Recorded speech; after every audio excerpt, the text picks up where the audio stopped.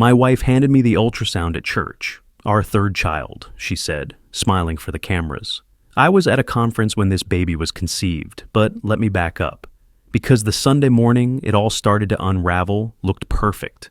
That's the thing about betrayal in places like Cedar Rapids, Iowa. It wears a smile. It shakes hands after the sermon. It posts the live stream to 50,000 viewers and captions it with a Bible verse. I'm Marcus Thornton, senior pastor at Riverside Community Church. 15 years I've stood at that pulpit, 15 years preaching about covenant faithfulness, about choosing your person every single day, about what it means to honor the vows you made before God and 200 witnesses. Covenant means choosing each other every single day. That's what I taught. That's what I believed. That's what I thought we had. That Sunday in May, I stood before 2,500 people. The sanctuary was packed. The worship team, Derek Sullivan leading them with that guitar he wore like a badge, had just finished the opening set. The cameras were rolling for the live stream. Everything looked exactly as it should. I scanned the congregation while I waited for my cue. Third row, right side, Patricia Moreland, our church secretary, 73 years old and sharp as ever. She caught my eye and smiled. Patricia sees everything. 20 years she's worked here. Nothing gets past her. My daughter Emma was in the sound booth, managing the live stream tech. 19 years old, home from college for the summer. Brilliant kid. Philosophy major. She got that from me, I guess. The need to understand the why behind everything. I looked for Vanessa, my wife, the church's communications director, the woman who'd stood beside me for 19 years. She was supposed to be in the 5th row, left side where the staff always sat. Her seat was empty. I touched my left hand with my right. The wedding band was there, simple sterling silver, cool against my skin. Inside, where no one else could see, it said Covenant 2006. I'd worn it every day since we got married. The edges were worn smooth now. 19 years of choosing each other. That's what I thought anyway. I began the sermon. This morning, I want to talk about faithfulness. My voice carried through the sound system. Steady, pastoral, practiced. Not just spiritual faithfulness, though that matters. I'm talking about the daily choice to show up for the people you've committed to. Covenant means choosing each other every single day. That's what separates commitment from convenience. The congregation nodded. Some people took notes. The cameras kept rolling. I didn't notice until halfway through the sermon. Vanessa had slipped in late, taking her usual seat. She looked distracted. Beautiful, always beautiful, but somewhere else mentally. Her left hand rested on the pew in front of her. No ring. I paused mid-sentence, just for a second. Recovered, kept preaching, but my eyes kept going back to her hand, bare. The tan line where her wedding band should be was still visible, but fading. After the service, I found her in the fellowship hall. Coffee in a paper cup. Talking to Derek about the summer faith festival planning. Our big annual event, 5 weeks away, June 21st. I was supposed to give the keynote on family values. Hey, I said, sliding up next to her. Derek nodded at me and moved away, his leather bracelet catching the light. Braided brown leather with a silver clasp. I'd never noticed it before. Great sermon, Vanessa said, kissing my cheek. Professional, appropriate. Pastor's wife smile. Where's your ring? I asked, keeping my voice low. Oh. She glanced at her hand like she'd just noticed. I forgot it at the gym 3 weeks ago. Keep meaning to go back for it. 3 weeks. She'd been without her wedding ring for 3 weeks, and I was just now noticing. Do you want me to go with you? I asked. To get it back? No, I'll handle it. She patted my arm, turned back to her coffee. By the way, I need you to look at the festival budget tonight. Some receipts to review. Then she was gone, swept into a conversation with the women's ministry leader about the upcoming Mother's Day event we'd just completed. I stood there holding my coffee. The fellowship hall hummed with conversation. Families, couples, kids running between tables. Everyone looking so normal, so intact. Patricia appeared at my elbow. Pastor, she said quietly, you okay? Fine, I said automatically. Why? You just seem... She paused, chose her words carefully. Patricia always did. Distracted. Just tired, I said. Conference season, you know how it is. She nodded, but her eyes said she didn't quite believe me. Let me know if you need anything. I believed her. 3 weeks ago, Monday evening, Emma came home from church where she'd been helping Vanessa organize files in the communications office. My daughter burst through the door with that energy only 19-year-olds have. Dad, I think Mom needs a new filing system. Her office is chaos. Emma dropped her bag on the kitchen counter. Oh, I found this behind her desk. It fell back there. She handed me a notebook. Purple leather, soft. The kind with an elastic band that snaps when you close it. A coffee ring stained the cover. Faded brown from Vanessa's morning ritual. Should probably give it back to her, Emma said, already heading toward the stairs. I'm going to shower before dinner. I stood in the kitchen. The journal was warm from Emma's bag. I opened it. The elastic made a small sound when I pulled it free. The pages were cream-colored, heavy stock. Vanessa's handwriting filled them in blue ink, her distinctive looping letters, the Y's and G's that I'd known for 20 years. I shouldn't have read it, I know that, but my eyes caught on a name, Derek, and then another entry, and another. The journal smelled like her. Leather mixed with jasmine, her perfume, a scent I'd loved for 19 years. The pages made that crisp sound when I flipped them, the sound expensive journals make. I read. March 17th. Had coffee with Derek after choir practice. There's something about him that feels free. He doesn't carry the weight of expectations like Marcus does. We talked about relationships, about how monogamy is really just a social construct designed to manage male anxiety. He gets it. He understands that evolved people don't cage each other. My hands started shaking. April 3rd, Marcus left for the ethics conference in Philadelphia. Derek came over tonight. We talked until 2 a.m. Well, talked, among other things. This is what it feels like to be alive, to be seen as Vanessa, not as the pastor's wife. Marcus is a good man, but he's shackled by outdated ideas. Derek understands that love isn't ownership. Only insecure men need monogamy. The journal slipped from my hands. Hit the floor. The sound seemed too loud in the empty kitchen. I picked it up, kept reading, entry after entry, different cities, different conferences, always when I was away. April 28th. I think I'm falling in love. Is that possible? To love two people? Or is it that I loved the idea of Marcus, but Derek is real, freedom is real? The entry was dated 3 days after our anniversary, 3 days after I'd taken her to her favorite restaurant and renewed our vows over champagne.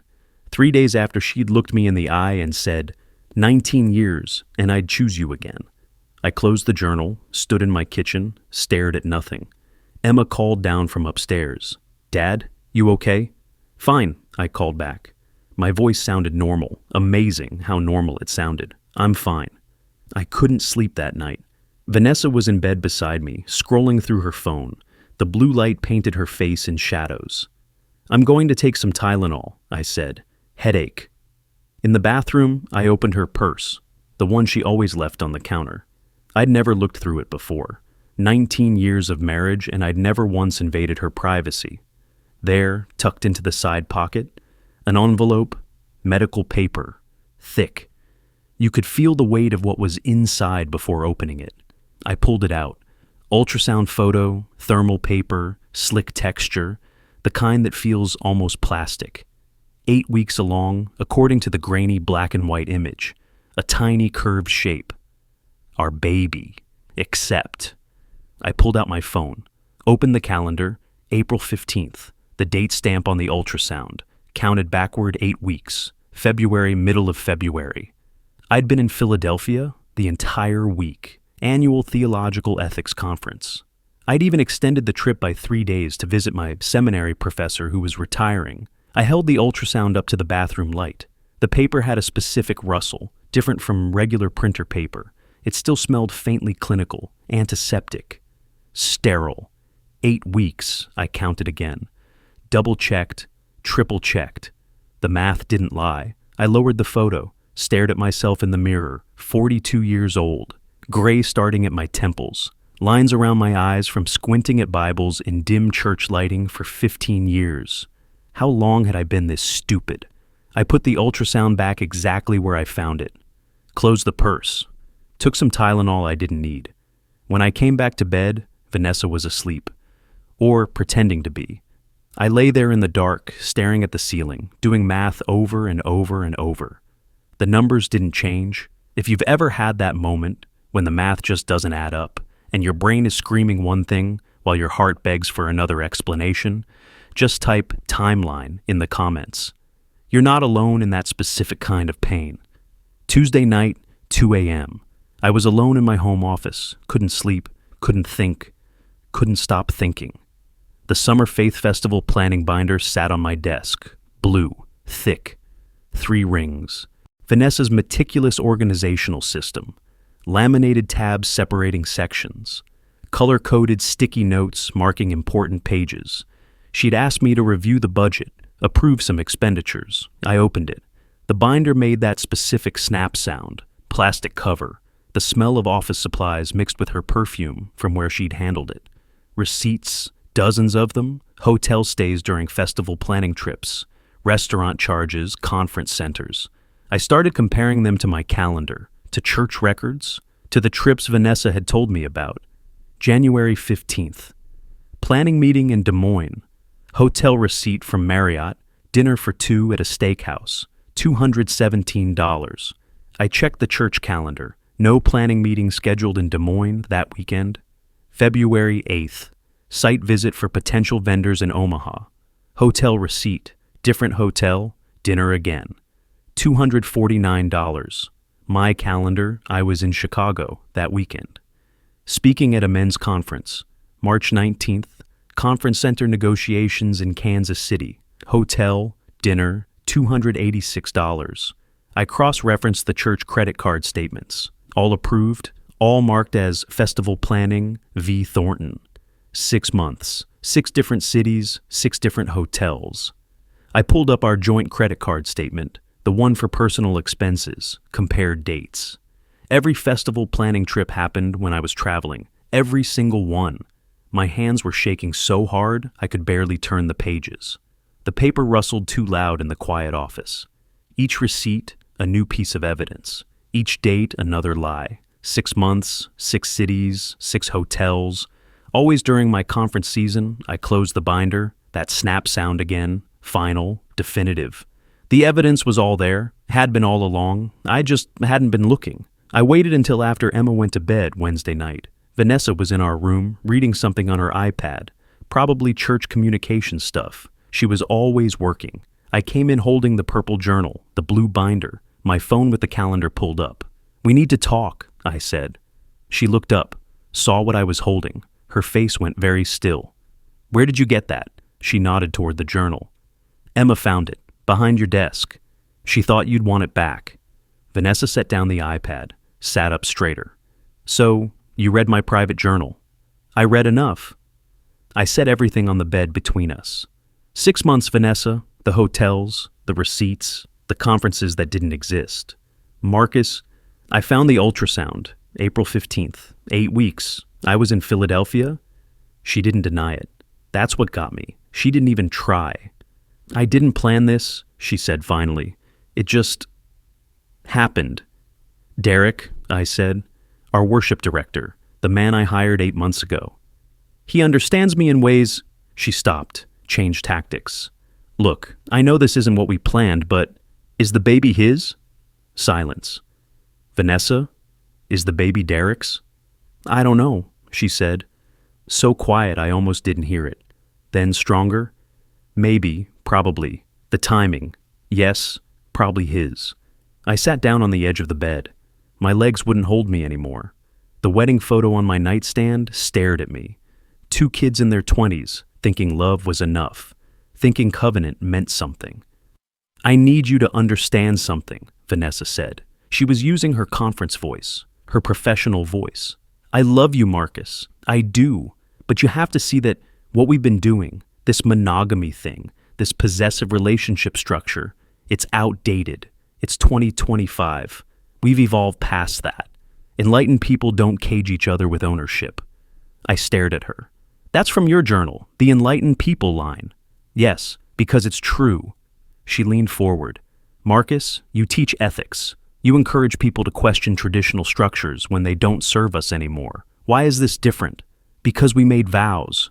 We made vows based on a paradigm that doesn't work. That never worked, really. It just controlled people, especially women. Think about it. Monogamy was invented to ensure paternity, to pass down property. It's literally a tool of the patriarchy. Vanessa, Derek understands that love isn't a zero-sum game, that I can care about you and him, that these feelings are valid and real and not something to be ashamed of. You're having his baby. Maybe, possibly. And yes, that complicates things, but it doesn't change the fundamental truth. We've been operating under a relationship model that's toxic. That requires people to deny their authentic selves to maintain an illusion of exclusive commitment. I looked at her. Really looked. This woman I'd known for 20 years. This stranger in my bed. Let me make sure I understand, I said slowly. You've been having an affair for 6 months with a man I hired. You're pregnant with his child. And your argument is that I'm the one with the problem. Because I'm not enlightened enough to accept that you can love us both. When you say it like that, you make it sound, how should I say it? She met my eyes, drew herself up, used the voice she used in women's ministry meetings when she was making a point about empowerment and boundaries. Marcus, it's 2025. Only insecure men demand monogamy. The words hung in the air between us, in our bedroom, in the house we'd bought together 12 years ago, under the roof where our daughter slept, dreaming whatever 19-year-olds dream. She looked at me like I was the one being unreasonable, like I was failing some test of modern manhood by not applauding her freedom to love us both. I stood up, picked up the journal, the binder, my phone, walked to the door. "Where are you going?" she asked. "To sleep in my office. I can't—" My voice broke. I cleared it, steadied. "I can't be in this room right now. Marcus, if you just think about this rationally..." I closed the door. Sunday evening. The parking lot was empty except for Derek's car and Patricia's. I'd waited until everyone left, until the cameras were off, until the live stream ended and the last family walked out with their smiling children. I found him in the music storage room, putting away equipment. He looked up when I walked in, saw my face, went pale. "Pastor Marcus, don't." I held up my hand. "Don't call me that, not now." He set down the guitar cable he was holding. His fingers were shaking. I noticed the leather bracelet on his wrist, braided brown, silver clasp with distinctive scratches. I'd seen it before, but never really looked. "How long were you planning to stay?" I asked, kept my voice level, cold. "Before you ran? Before the baby came? I don't know what—" I talked to Vanessa. She told me everything. Well, not everything, but enough. I stepped closer. The hotels, the festival planning trips, the pregnancy. Derek backed up, hit the wall, 33 years old and talented as hell with a guitar, coward through and through. "I was going to tell you," he said. "When? When were you going to tell me you were sleeping with my wife? It wasn't like that. It just happened. We didn't mean to fall in love.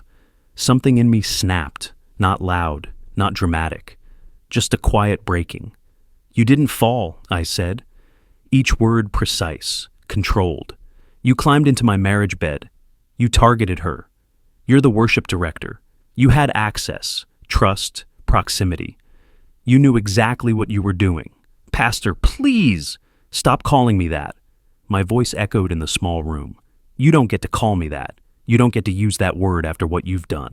He was crying now, actual tears. "I'm sorry. I'm so sorry. I'll resign. I'll leave town.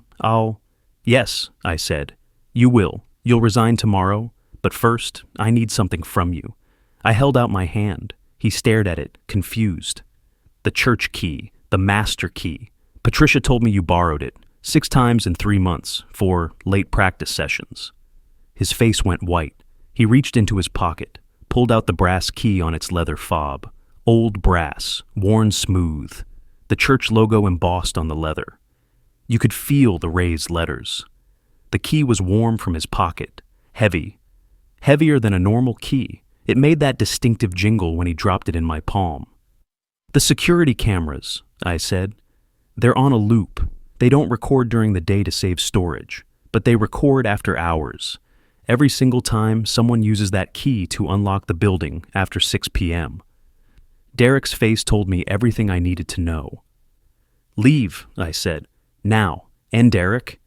If you're still in Cedar Rapids by the end of the week, I'll release that footage to the elder board, and then to the congregation, and then to your family.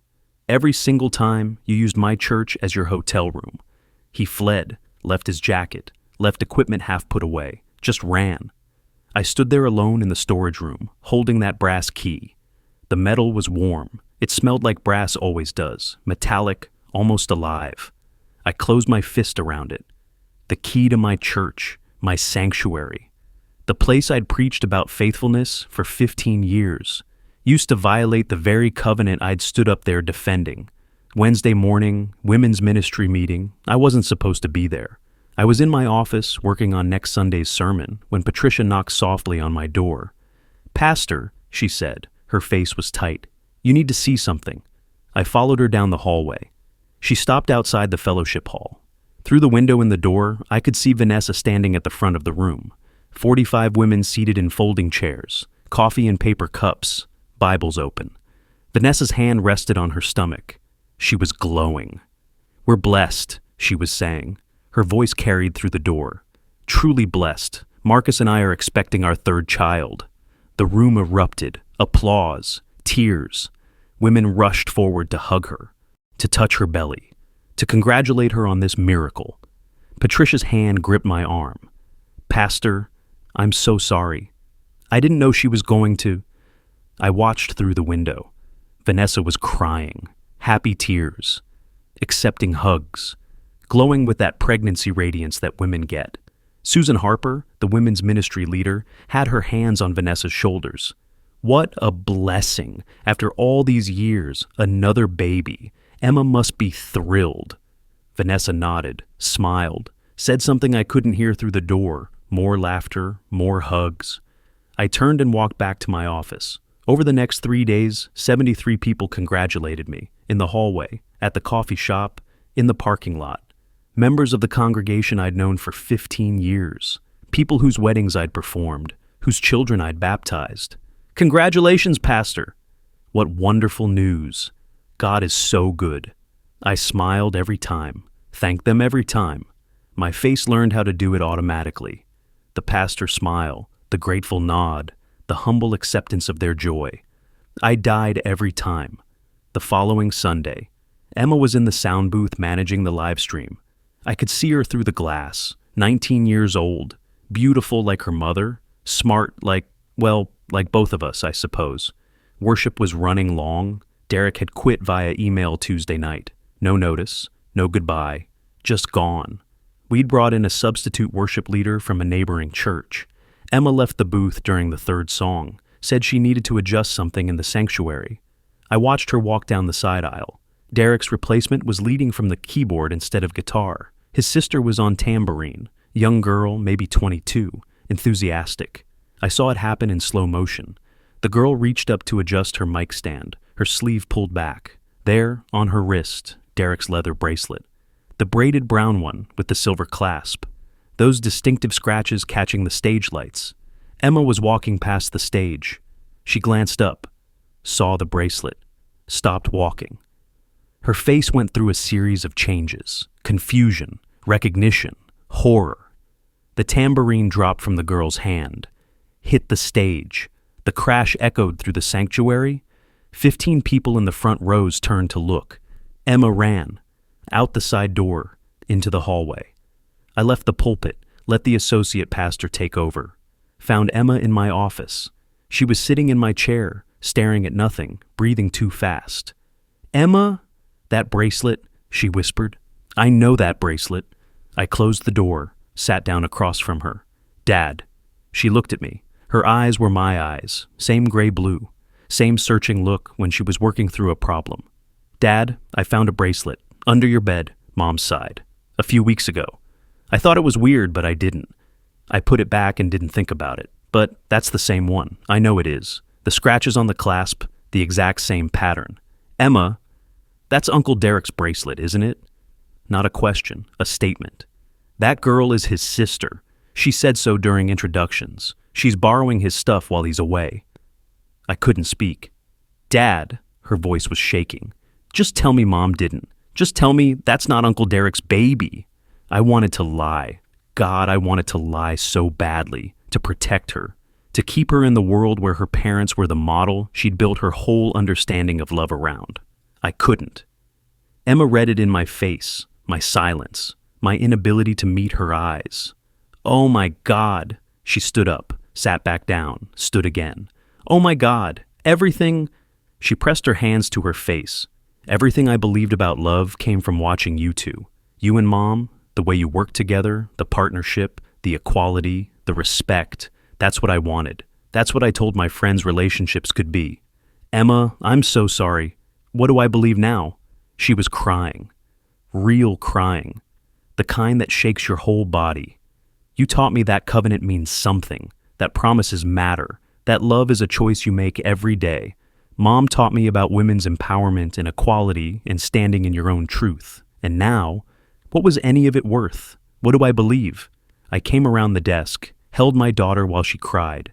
She was 19, still my little girl, still the kid who'd held my hand during her first day of kindergarten, still the teenager who'd asked me to explain Kant's categorical imperative because she was writing a paper on ethics.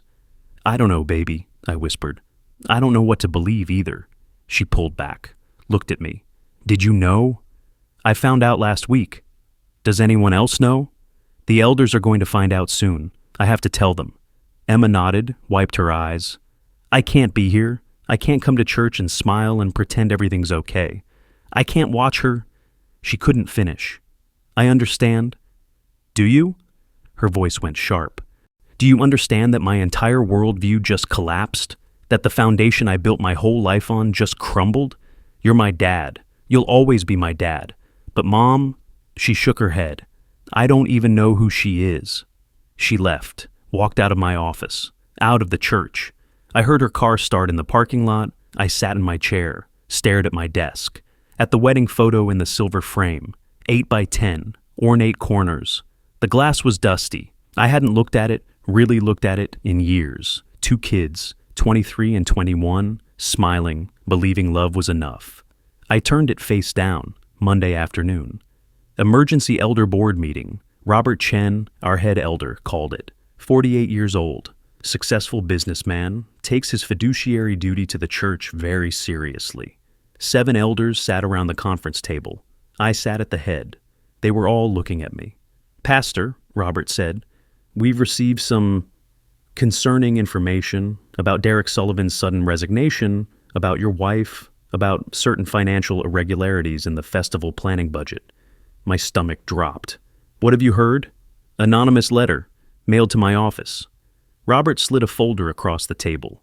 Details about inappropriate use of church funds, hotel stays, dinner charges, a pattern of deception.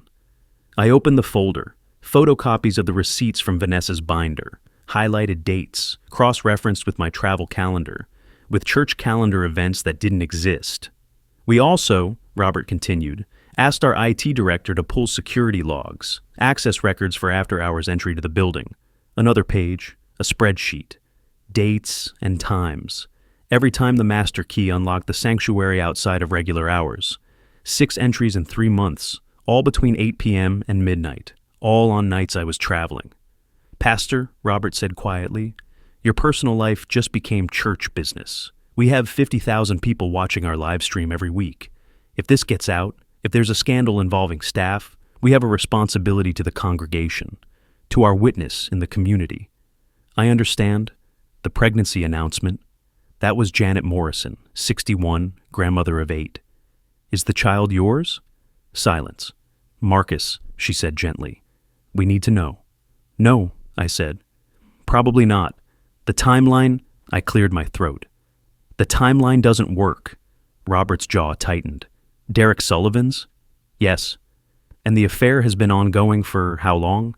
6 months, at least. Maybe longer. The elders exchanged looks, years of church politics, of navigating scandals, of trying to balance grace with accountability. What are you planning to do? Robert asked. Derek already resigned. He's left town. Vanessa and I are... I stopped, said it out loud for the first time. We're getting divorced. I'm filing this week. And the baby? I don't know yet. That's between Vanessa and Derek. Robert nodded slowly. We need to think about optics, about the church's reputation, about your position as senior pastor. I know. The congregation loves you, Marcus. 15 years you've led us well. But if this becomes public, if the media picks it up, we need to be prepared. I'll resign if I need to. Let's not jump to that. Janet again, always the voice of compassion. But we do need to address Derek's termination formally. Moral clause violation and Vanessa's position as communications director. She should resign too, I said, or be put on leave. I can't make that call. Conflict of interest. Robert made notes. We'll handle it.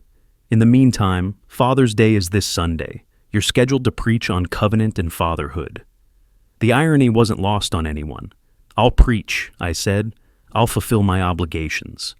The meeting lasted another hour. Policies, procedures, damage control. By the end, I felt like I'd been scraped hollow. Wednesday evening, I was at home. Vanessa had moved into the guest room. Emma was staying at a friend's apartment. The house felt enormous and empty. Someone knocked on the door. I opened it to find a woman I didn't know, early 30s, professional clothes, nervous smile. Pastor Thornton, I'm Jennifer Sullivan, Derek's sister. My hand tightened on the doorframe.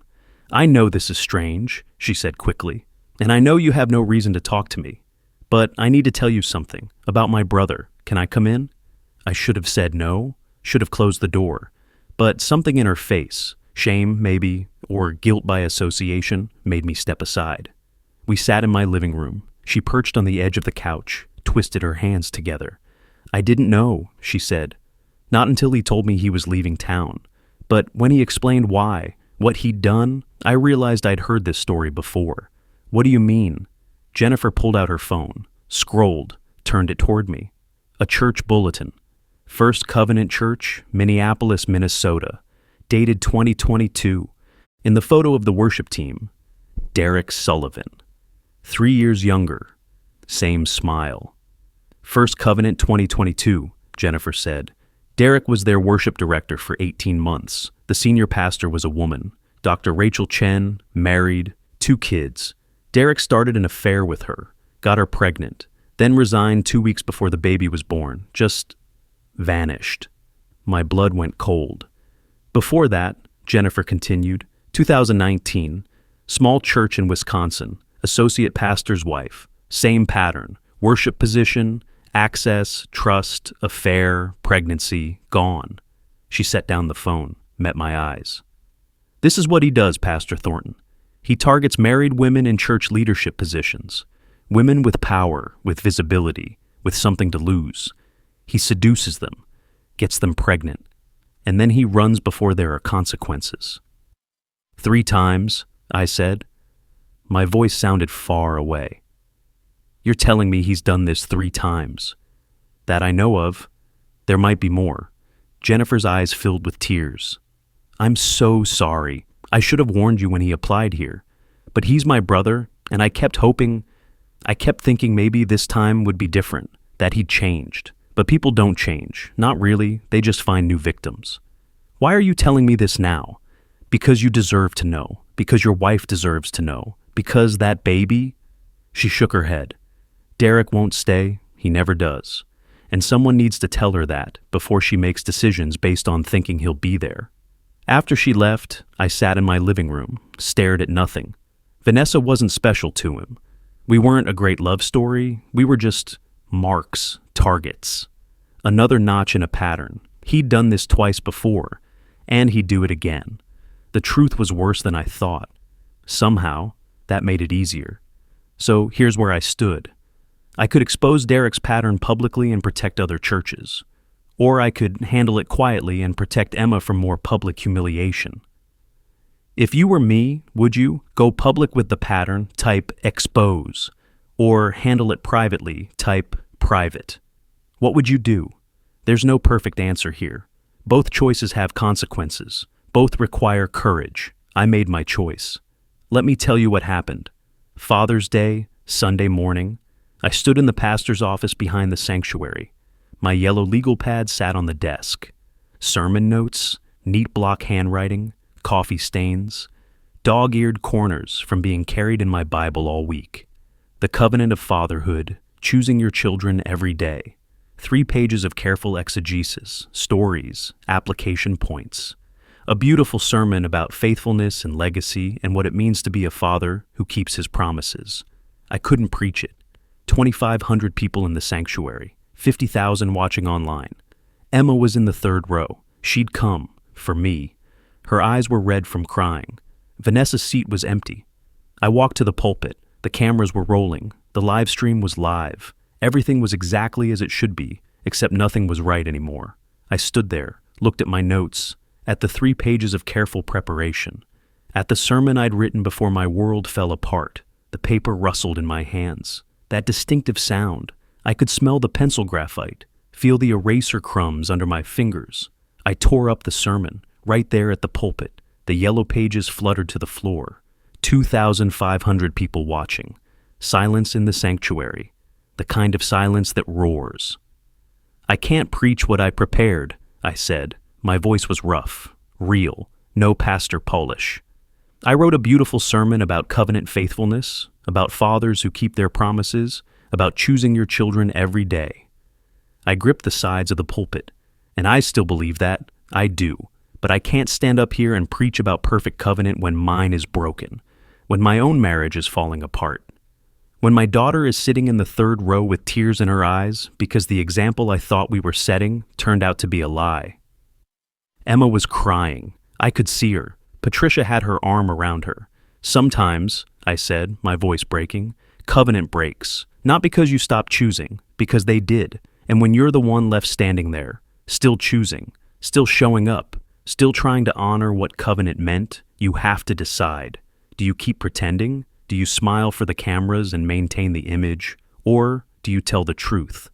The silence was absolute. I chose. Every single day for 19 years, I chose my wife. I honored my vows. I kept my promises. But covenant requires 2 people choosing. When one person stops, I stopped, breathed. When one person stops choosing, the covenant ends. That's not failure. That's truth. I looked out at the congregation, at faces I'd known for 15 years, at families I'd counseled, at couples whose weddings I'd performed. I don't have a neat sermon for you today. I don't have 3 points in a poem. I just have this. Love is a choice. Covenant is a choice. And when someone stops choosing you, you're not required to keep pretending they are. You're allowed to grieve. You're allowed to be broken. You're allowed to tell the truth, even when it costs you everything.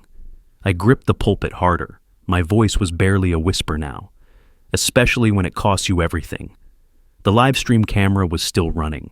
50,000 people, maybe more, watching a pastor fall apart on live television. I didn't care anymore. "Pray with me," I said. The congregation bowed their heads. After the service, I didn't stay for fellowship. I found Emma in the hallway. She hugged me, didn't say anything, just held on. "I'm proud of you, Dad," she whispered. That was the most honest thing I've ever heard you say. Patricia appeared, put her hand on my shoulder. "Pastor, that sermon is going to reach more people than anything you've ever preached." I nodded, couldn't speak. The live stream had 53,000 viewers by the time it ended. By Monday morning, the clip had 2 million views. I'd told the truth. Now the whole world knew. My brother Kyle is an attorney, corporate law mostly, contracts, mergers, the kind of work where emotion is a liability and evidence is everything. He drove up from Des Moines the Monday after my sermon went viral, sat in my living room with his laptop and 3 legal pads, looked at me across the coffee table with the same eyes our mother has, practical, unflinching, kind in a no-nonsense way. "You want to do this right," he said, "or you want to do this fast?" "I want to do it honestly." Kyle nodded, started taking notes. "Iowa is a no-fault divorce state. You don't need to prove adultery. You just file, cite irreconcilable differences, wait 90 days. 90 days? Mandatory cooling-off period. But, Marcus," he looked up, "the church employment situation is different. Derek violated a morality clause in his contract. If you document it properly, he can be terminated for cause. No severance, no reference, and if there's been misuse of church funds, that's fraud." I pushed the Blue Festival planning binder across the table, 6 months of hotel receipts, credit card statements, restaurant charges, all approved under Vanessa's signature as communications director. Kyle flipped through it. His face stayed neutral, professional. This is good. Clear pattern. Dates match your travel schedule. We can demonstrate systematic deception. He made more notes. What about the elder board? Where do they stand? They're handling Derek's termination. Robert Chen is leading it. They want documentation for the personnel file. Clean paper trail. Smart. Protects the church from wrongful termination suits.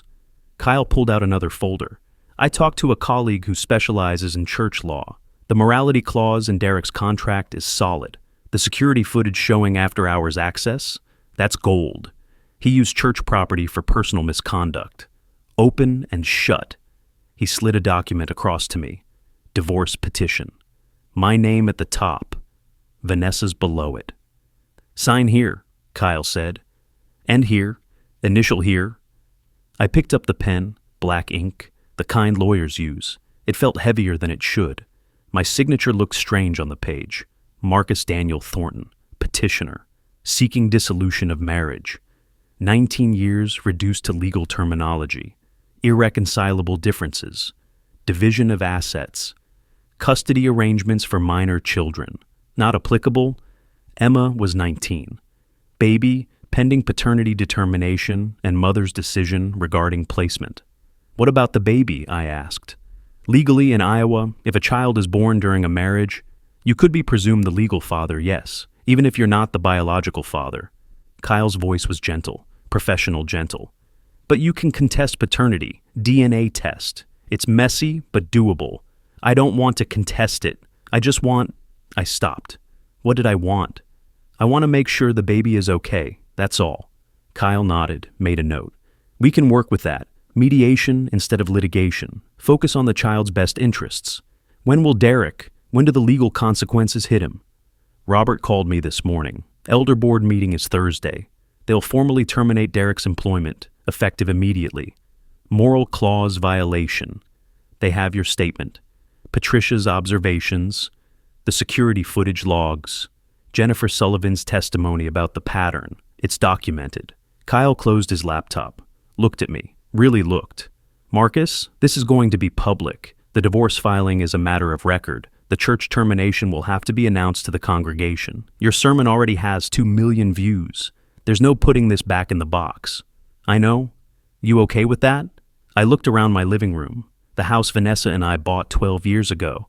The furniture we picked out together. The wedding photo that used to sit on the mantel before I packed it away. Iowa is no fault, I said, but the church employment contract isn't. Derek violated a morality clause. He's done. Kyle smiled, grim, satisfied. Yes, he is. 3 weeks later, early June, the sanctuary was packed again. 2,500 people. The live stream was live. 52,000 viewers already, and the service hadn't started yet.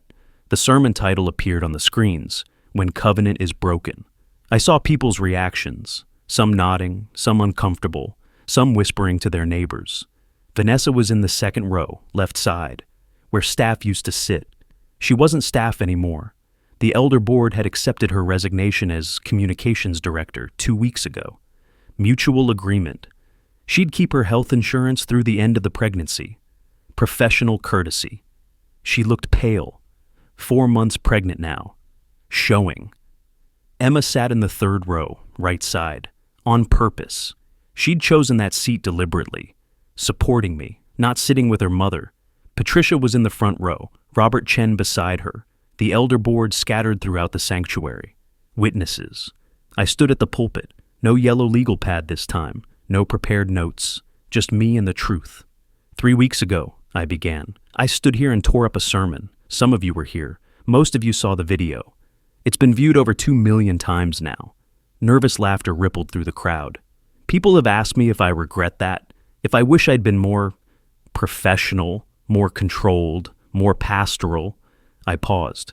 No, I don't regret telling the truth, even when it cost me everything. The sanctuary was silent. Today I want to talk about what happens after covenant breaks, not how to fix it. Some things can't be fixed, not how to save it. Some things aren't worth saving. But what happens after, when you're standing in the wreckage, when you have to decide who you're going to be on the other side. I gripped the pulpit. The wood was smooth under my palms, real, solid. I used to say, covenant means choosing each other every single day. I believed that. I preached it. I lived it. For 19 years, I chose my wife every single day. My voice roughened. But here's what I learned. Covenant requires two people choosing. When one person stops choosing, when one person decides that enlightened people don't need commitment, that monogamy is outdated, that vows are negotiable, the covenant ends. I could see Vanessa's face, white, tight. That's not failure, I said, each word deliberate, clear. That's truth. When you're the one left standing, still choosing, still honoring what covenant meant, you're not failing. You're being faithful to something that matters more than convenience, more than comfort, more than avoiding public embarrassment. Movement in the second row. Vanessa stood up, her purse in her hands, her face a mask. She walked out, down the center aisle, past 2,500 witnesses. The cameras caught everything. The heavy sanctuary doors opened, closed. She was gone. I waited until the sound faded, then continued. Someone once told me that the truth will set you free. They forgot to mention that first. It breaks your heart. I looked out at the congregation, at Emma crying quietly in the third row, at Patricia dabbing her eyes, at Robert nodding slowly. My marriage is ending. Not because I wanted it to, not because I stopped choosing, but because I finally chose something harder than pretending. I chose honesty.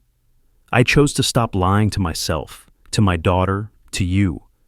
I chose to live what I've been preaching instead of performing what you wanted to see. I took a breath, steadied. Covenant means choosing each other every single day. I chose. Every single day for 19 years, I chose. When my wife stopped choosing, when she decided I was too conventional, too shackled by outdated ideas, too insecure to accept her freedom to love us both, the covenant ended. My voice dropped, softer now, more raw. That's not my failure to carry. That's truth I can live with. The sermon lasted 20 more minutes, about rebuilding, about what it means to honor covenant even when the other person doesn't, about teaching your children that integrity matters more than image. By the time I finished, I could breathe again. The live stream ended with 218,000 views. By evening, it was at 2 million. By the end of the week, 5 million people had watched a pastor choose truth over reputation. June melted into July. The divorce moved through its 90-day waiting period. Paperwork, mediation, division of assets. Vanessa moved out of the house, got an apartment across town, stopped coming to church entirely. Derek never came back to Cedar Rapids. Last anyone heard, he was in Oregon, new city, new church. Same pattern, probably. Emma came home, slowly, carefully. She was seeing a counselor, Dr. Sarah Mitchell, who'd been helping me too, processing, healing, rebuilding her understanding of love and commitment and what it means when the people who taught you about covenant fail to keep it. One afternoon in late July, I got a call from Vanessa. First time we'd spoken directly in 3 weeks. "I need to talk to you," she said, "about the baby." We met at a coffee shop, neutral ground. She was 6 months along now, really showing. She looked tired, scared. "I can't do this alone," she said. No preamble, no small talk. "Derek's gone. He won't answer my calls. His sister Jennifer told me about the pattern, about Minnesota and Wisconsin, how he always runs." I waited. "I thought about abortion," Vanessa continued. Her voice was flat, empty. "But I'm too far along now, and I can't." She twisted her coffee cup. "I can't raise this baby alone. I don't have the resources, the support, and every time I look at it, I'll see—" She stopped. "What do you need?" I asked. "Help. Finding a good adoption agency, someone who'll make sure the baby goes to a good family." She looked at me. Really looked. "I know I have no right to ask. I know what I did. But you always said covenant means doing what's right even when it costs you. And this baby, it didn't ask for any of this." Dr. Sarah Mitchell helped mediate. Found a Christian adoption agency that specialized in open adoptions. Reputable, careful. They vetted families thoroughly. 2 weeks later, Vanessa met with 3 potential families. Made her choice. A couple from our church. Row 12. They'd been sitting there for 9 years. Quiet, faithful, never missed a Sunday. I knew them, Mark and Christine Taylor, early 40s, married 15 years. They'd been trying to have a baby since they got married. Infertility, miscarriages, failed adoptions. They'd almost given up. When Vanessa told me they were her choice, I broke down. The couple who adopted the baby, I told Dr. Sarah during our next session. They were in row 12. They'd prayed for a child for 7 years. Sarah smiled, gentle, knowing. Marcus, you didn't have to help with this. Vanessa made her choices. You could have walked away. The baby didn't ask for this, I said. Neither did Mark and Christine. And yeah, I'm angry. I'm devastated. I'm everything. But covenant doesn't mean I only do the right thing when it benefits me. It means I do it because it's right. That's grace, Sarah said. That's exhausting, I replied. We both laughed. Small, tired, real. Marcus and Emma redefined what family means. Not who you're born to, but who shows up when everything falls apart. If you've built your own chosen family, the people who stayed when they didn't have to, tell me about them in the comments. And if this story moved you, if you needed to hear that choosing truth over comfort is worth it, subscribe. I tell stories about finding strength in impossible situations. About covenant that's real, not just performed. I'll see you in the next one. 6 months later, November, early winter in Cedar Rapids, the kind of cold that makes your breath visible, that freezes the edges of car windows overnight. Sunday morning, the sanctuary was full again. Different energy now, less performance, more authenticity. I stood at the pulpit, 42 years old, a little grayer at the temples, a few more lines around my eyes, but standing. Emma was in the 3rd row. She'd taken a semester off from college, came home to heal, to process. She was working at the church now, youth volunteer coordinator, helping teenagers navigate faith questions, teaching them that doubt isn't the opposite of faith, that questions are allowed, that sometimes the most faithful thing you can do is admit you don't have all the answers. She smiled at me. I smiled back.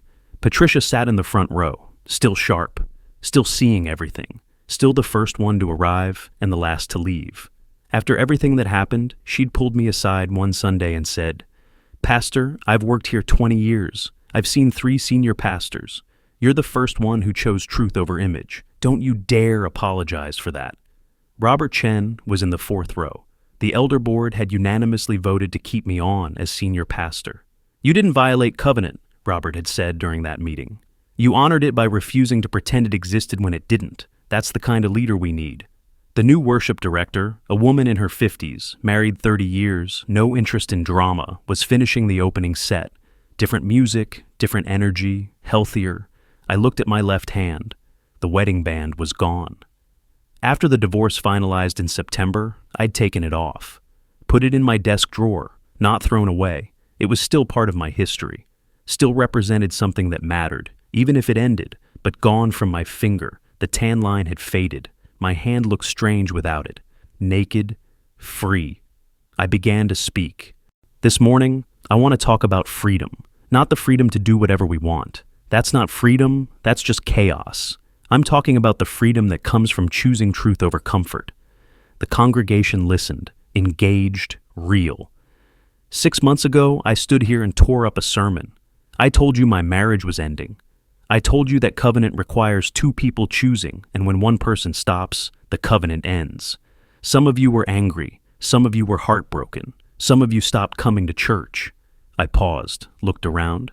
And some of you told me it was the most honest thing you'd ever heard a pastor say, that it gave you permission to stop pretending in your own lives, to stop performing faith and start living it, to tell the truth, even when it cost everything. Emma was nodding, tears on her cheeks. Good tears this time. I learned something these past 6 months. Covenant means choosing each other every single day. That part's still true. But it also means this. When the other person stops choosing, you're not required to keep carrying the weight of a promise they abandoned. You're allowed to set it down. You're allowed to say, I kept my part. I chose. I honored what this meant. And that's enough. My voice was steady now, grounded, real. I chose my wife every day for 19 years. When she stopped choosing me, that wasn't my failure. That was her choice. And I can live with that. Not because it doesn't hurt, it does. Not because I wanted it, I didn't. But because I know who I am. I know what covenant meant to me. And I know that choosing truth, choosing honesty, choosing to live with integrity even when my world fell apart, that matters more than maintaining an image. I looked at Emma, at Patricia, at Robert, at the congregation that had walked through fire with me. The truth set me free, I said quietly. But first, it broke my heart. Both were necessary. Both were worth it. After the service, Emma met me in the hallway. She hugged me, held on tight. I'm proud of you, Dad, she said, for everything, for being honest, for helping Mom find a good family for the baby even though you didn't have to, for showing me that integrity isn't about never falling. It's about getting up and choosing truth anyway. I learned that from you, I said. You could have run, could have stayed angry, could have let this destroy your faith, but you didn't.